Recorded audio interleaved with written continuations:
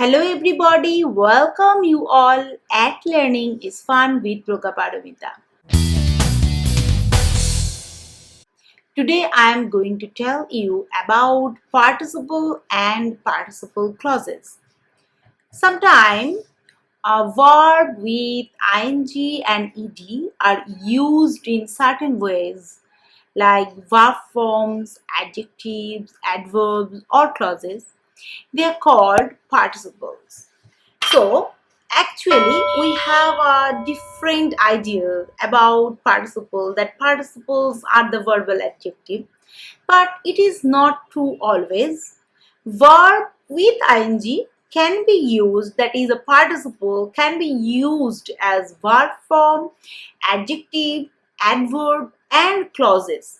So, in this video lesson, I am going to tell you how the verb with ing and ed are used as a verb form, adjective, adverb, and clauses.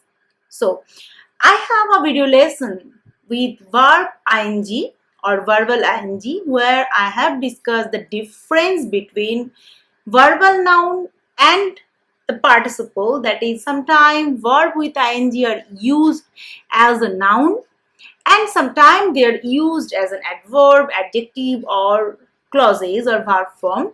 And in that video lesson I have already show you the difference between these two things, which is called gerund and the participle. If you wish to know more about the verbal noun or gerund, you can watch that video lesson as well. I will provide the link in the description box below. So, today I am going to tell you how these verb with ing and ed are used. Let's see some examples first. First, she was crying when I saw her. Here we find was crying. This is verb with ing is used here. Who's the man talking to Elizabeth? Here, talk and ing, that is talking, is used as a verbal ing, and the new school is going to be opened next week. So, in all these examples, we find that the verb with ing are used in different ways. And in these lesson, I am actually trying to make you aware about the different ways of using verb with ing and ed. So stay with me till the end and watch the video lesson very carefully. First, participle can be used in the following ways. That is, when we are talking about participle, they can be used as a verb form, used with the auxiliary verb be and have. For example, it was raining when I got home. This is actually verbal ing, which is participle, is used in its progressive tense, that is ing or continuous form. Sometimes it is used, I have forgotten your name, that is a perfect, and you will be told as soon as possible. This is a passive.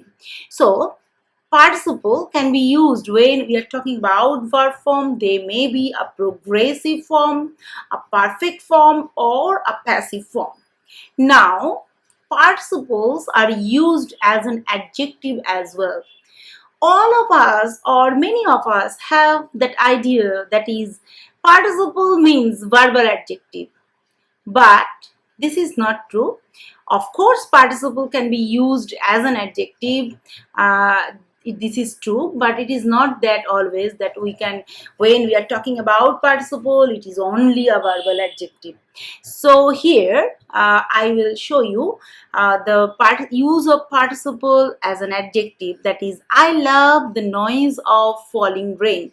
Here the word falling, actually this is a verbal adjective because it is placed before a noun rain, and this word actually talking about the noun, so it is a verbal adjective. John has become very boring. Here also the same. The home looked abandoned. Here abandoned actually just describe the place that is home. So this is again an adjective as well. So participle can be used as an adverb or like an adverb. For example, she ran screaming out of the room. Here, the word screaming, actually, this is a verbal adverb. It is used, or the participle is used as an adverb in this sentence. And participle can be combined with other words into clause-like structure. This is important thing. That is, here we find that there are some words which are like clause-like structure. So here, this is the example for you. Who is the fat man sitting in the corner? Here, the words like sitting in the corner, this is actually a participle clause. So sometimes participles are used as a clause. And here, having lost all my money, I went home. Having lost all my money, this is again an example of participle clause.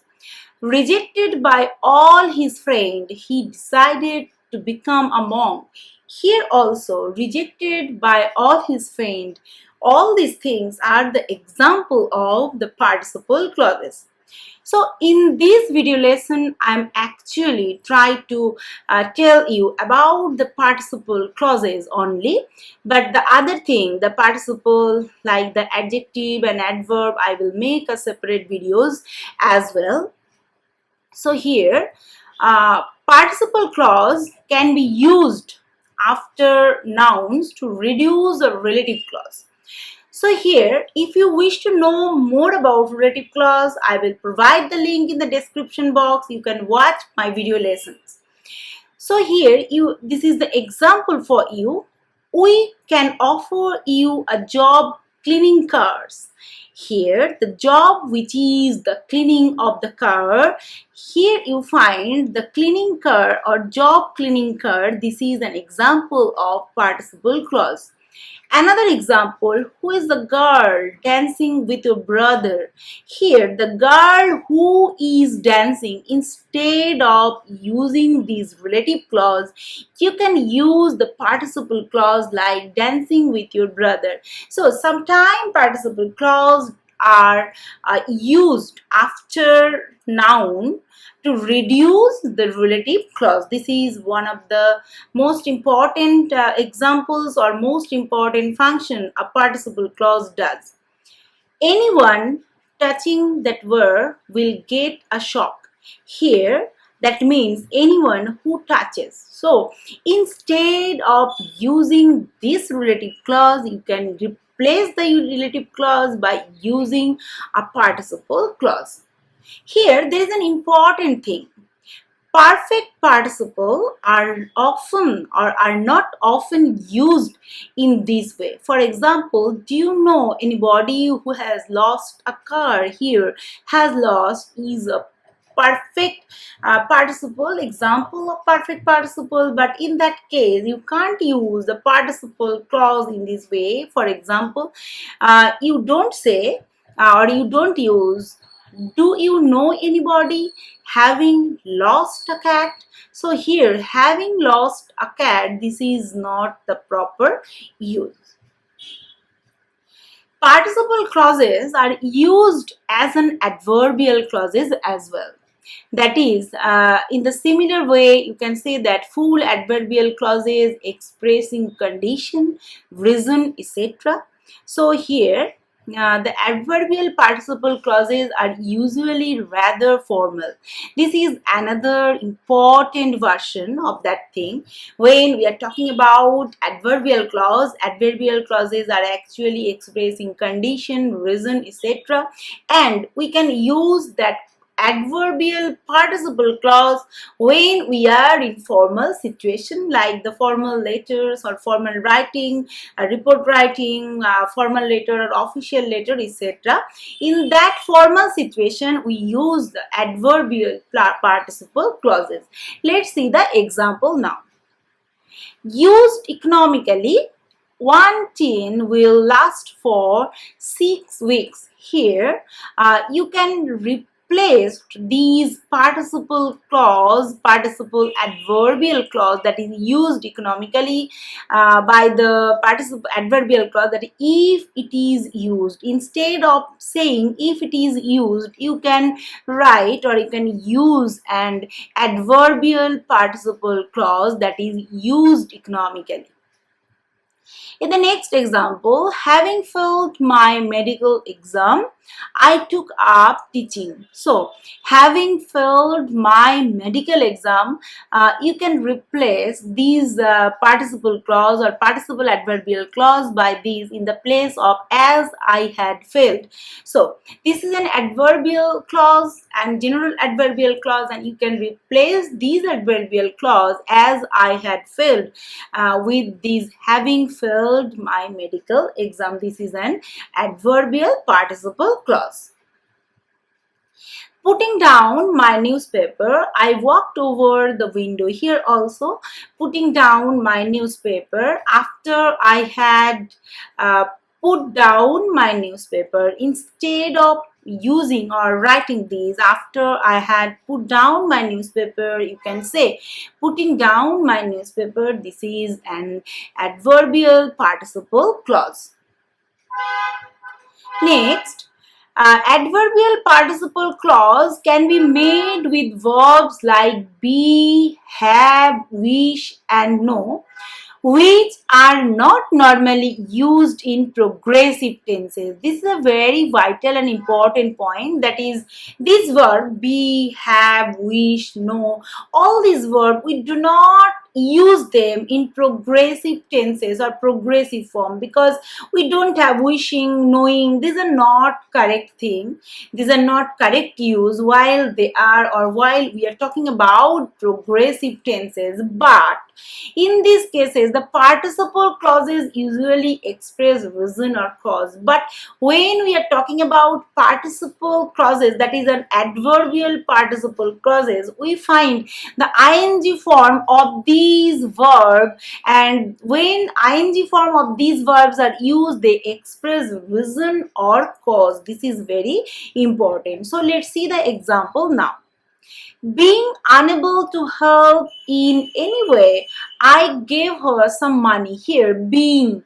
We usually do not find the be verb with ing like this, but in case of when it is stating some reason, we can use it as an adverbial participle clause. We can use being. Next example, not wishing to continue my studies, I decided to become a dress designer. Here also, not wishing. Actually, the word wish do not use. We actually do not use this verb in its progressive form, but if it is used as a participle or adverbial participle clause, then we can use with its ing form. This is the point. Knowing her pretty well, I realized something was wrong. Here also, actually the verb know, we do not find its progressive form, but when it is used in its ing form, actually they perform the function of an adverbial participle clause. So this is the important point. Next, subject misrelated participle. What is this? Normally, the subject of an adverbial clause is the same as the subject of the main clause in a sentence. This is when we are talking about adverbial clause, the subject of an adverbial clause is the same with the main clause or the subject of the main clause in a sentence. Let's see the example. My wife had a long talk with Shally explaining why she didn't want the children not to go out. That is, my wife, this is the subject of the adverbial clause, and this is the subject of these the main clause and the adverbial clause as well, explaining. This is again the subject of this adverbial clause, explaining. My wife explaining why. So this is called misrelated participle. So subject misrelated participle here. This is a participle clause, but its subject is in the main clause. This is the same. Subject or misrelated participles are normally in some expression referring to the speaker's attitude. So this is the function, or where do we use misrelated participle. When we are talking about speaker's attitude, we have to use this misrelated participle. For example, judging from his expression, he's in a bad mood. So here we are talking about someone's attitude by judging. This is an adverbial participle clause. So it is called the misrelated participle. He is the misrelated participle. Considering everything, it wasn't a bad Holi. So here also we are talking about speaker's attitude. We have to use this misrelated participle. Now, participle clauses with their own subjects. Sometimes participle clauses have their own subject. For example, nobody having any more to say. The meeting was closed. So here having, this is a participle clause, having any more to say, and this participle clause has its own subject, that is nobody. All the money having been spent, we started looking for work.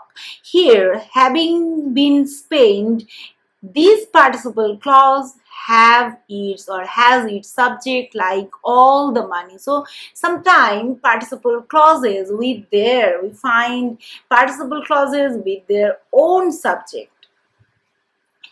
The subject is often introduced, that is, this subject can be often introduced with when the clause expresses accompany.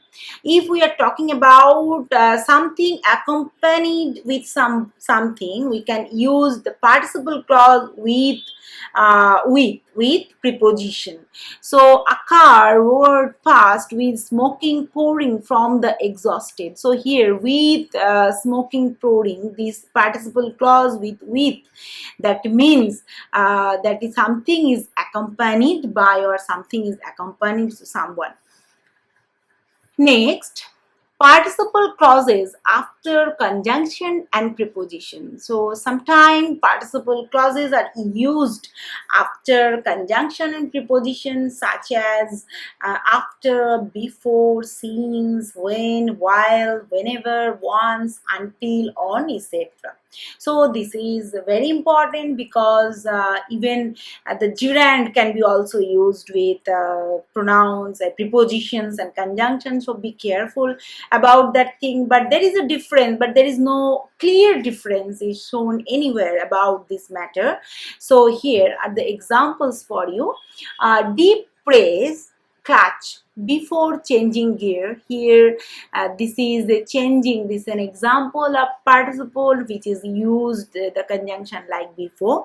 When telephoning from abroad, dial 865 not 0865. So here also with the conjunction when, we can use the participle clause. And here on being introduced, British people often shake hands. Here also on is a preposition and the participle clause is used with that preposition. Now, object complement. So the structure object plus participle clause is used after verb of sensation. For example, see, hear, feel, watch, notice, smell, etc. So these verbs are called the verbs of sensation, and with this verb of sensation, participle clauses are used as the object complement, and some other verbs like find, get, have, make, etc. So let's see the example now. I saw a small girl standing in the goldfish pond here. I saw a small girl. This is an object, and with that object, that is a complement or the participle clause that is standing in the goldfish pond. Here, this clause, that is the participle clause, used as an object complement to the object, that is girl. Have you ever heard a nightingale singing? Here also the same. I found her drinking my whiskey. Here also we find the use of participle clause as an object complement. We will have to get the car repaired before Tuesday. Do you think you can get the radio working? We will have you walking again. I can make myself understood pretty well in English. So, in all these examples, one thing is common, that is, participle clause are used after object as an object complement. So, all these are about all these things you have to remember while you're talking about participle clause. I definitely make separate video lesson about the participle adjective and adverb as well. So hope you like this video lesson. If you have any queries, please do comment in the comment section. I definitely reply them. So no more today. Thank you for listening and bye bye.